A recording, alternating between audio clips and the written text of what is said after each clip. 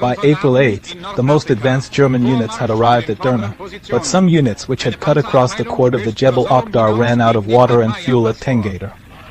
Heinrich von Prickwitz's UND Gaffern, the commander of the 15th Panzer Division, was sent ahead with a column of reconnaissance, anti-tank, machine gun, and artillery units to block the eastern exit from Tobruk as the 5th Light Division moved from the southwest and the 27th Infantry Division, Brescia, advanced from the west.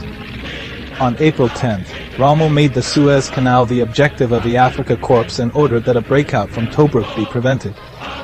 The next day, the port was invested, but the rush ended with the 5th Light Division on the east side, the Prickwitz Group to the south, and the 27th Infantry Division, Brescia, to the west. Reconnaissance Unit 3 went on to Bardia, and the composite force was sent on to Solom to try to reach Mersa Matruh. From 11 to 12 April, the 5th Panzer Regiment probed the defences of the 20th Australian Brigade near the El Adem Road. The tanks were held off by artillery fire.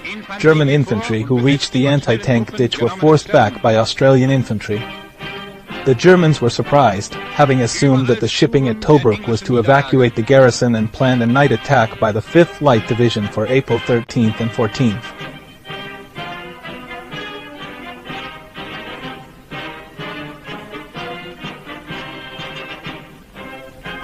Groups of Axis vehicles were attacked by 45 and 55 Squadrons RAF.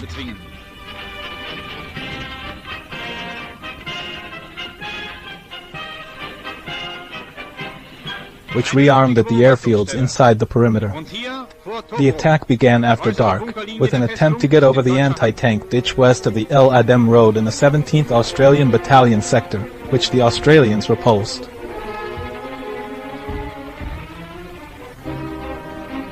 Another attempt was made later, and by dawn a small bridgehead had been established.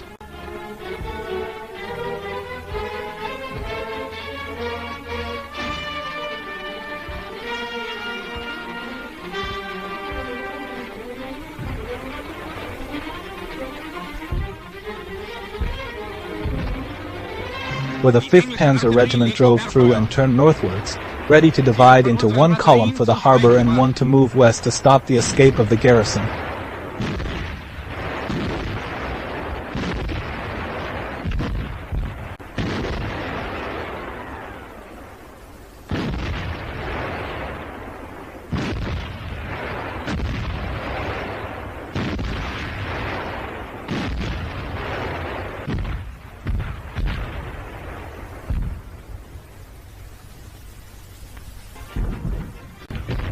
The German tanks were engaged head-on by the 1st RHA and veered away, only to drive into the path of the British cruiser tanks, waiting hull down, and receive anti-tank fire from 3 sides, losing 16 of 38 tanks and retreated.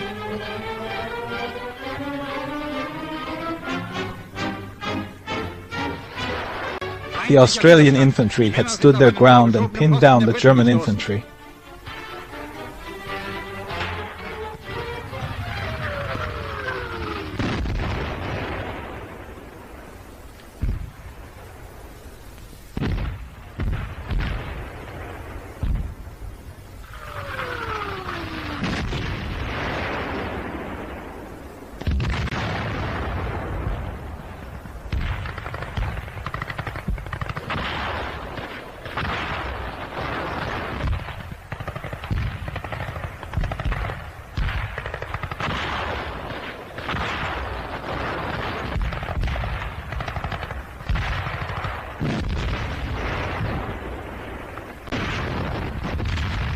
As the retreat continued, every gun and aircraft at Tobruk fired into the area.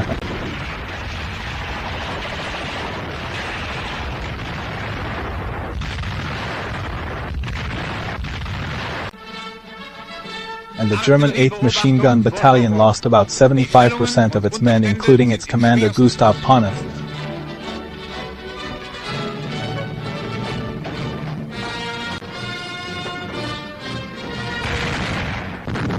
For a garrison loss of 26 men killed, 64 wounded, 2 tanks and a field gun knocked out. Attacks from the south were abandoned and the 5th Light Division dug in, with the Schwerin Group to the east.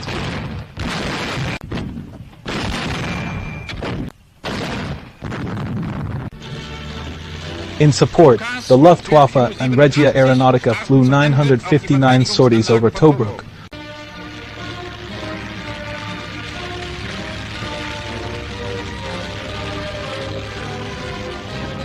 On April 14th, 40 Ju-87s bombed the defenses. On day 27,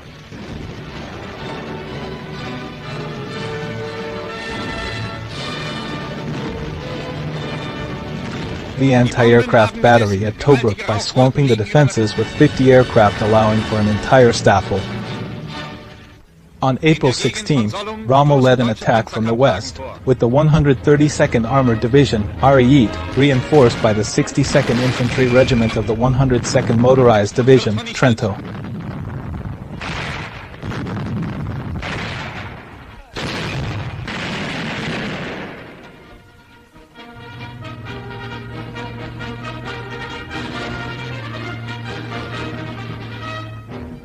The 48th Australian Battalion counterattacked and took 803 prisoners.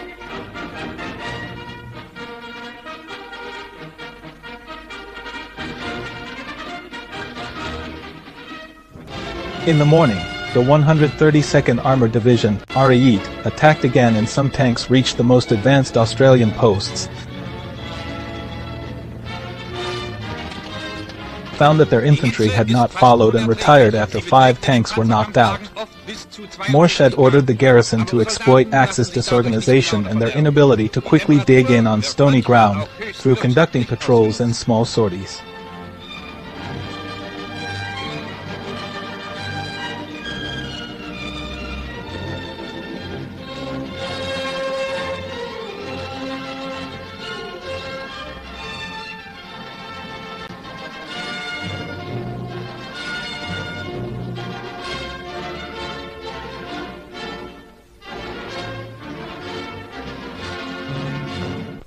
On April 22nd, a company of the 48th Australian Battalion,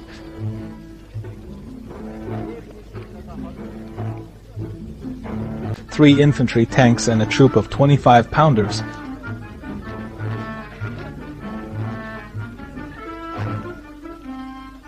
raided a hillock held by the Fabris detachment southwest of Ras El Medar.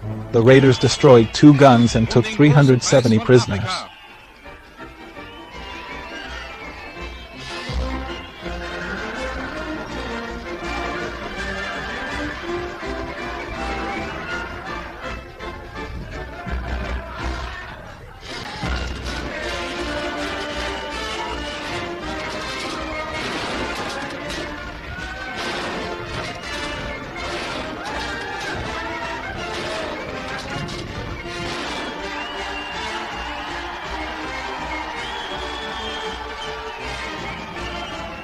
At the same time, a company of the 23rd Battalion advanced across the Derna Road and, in a costly attack, took about 100 prisoners. The defeat of the Axis attacks in April greatly improved the situation in Tobruk, but Fliegerkorps 10 had sent 150 to 200 aircraft to Libya from Sicily in February, which flew frequent dive bomber sorties by day and medium bomber raids by day and night on the docks, buildings, anti-aircraft sites, artillery positions and the airfields.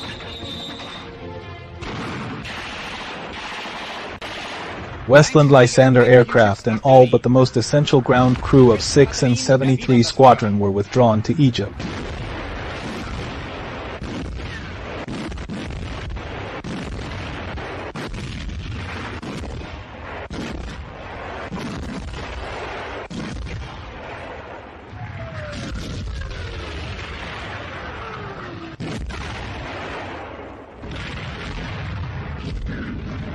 After another 2 days, 73 Squadron was down to 5 operational aircraft with very tired pilots. By April 23rd, 3 more Hurricanes had been shot down, a further 2 were damaged, and on April 25th the squadron was withdrawn.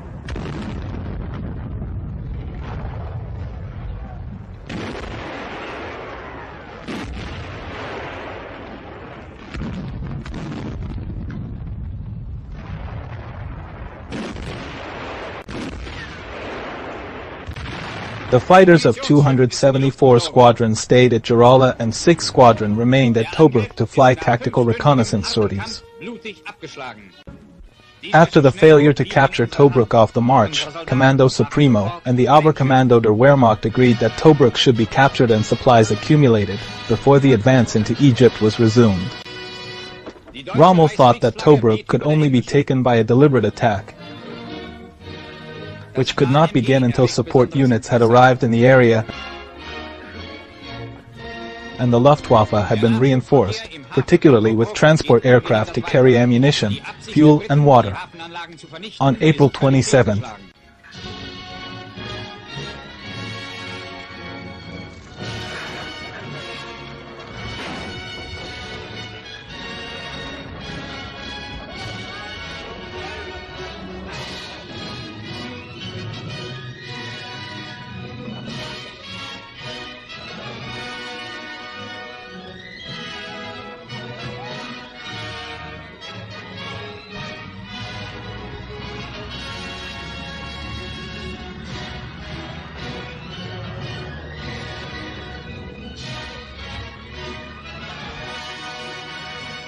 Major General Friedrich Paulus, a deputy chief of the General Staff, arrived from Oberkommando de Heers in Berlin to question Rommel on his intentions, impress on him that there was little more help available and to forecast the defensive possibilities of the area if Solom was lost. Paulus refused to allow an attack plan for April 30th until he had studied the situation, and on April 29th allowed the attack to go ahead, as did General Italo Garibaldi, who had arrived on April 28th. Nothing more ambitious than securing the Axis hold on the Egyptian frontier, from Siwa Oasis north to Solom, was envisaged.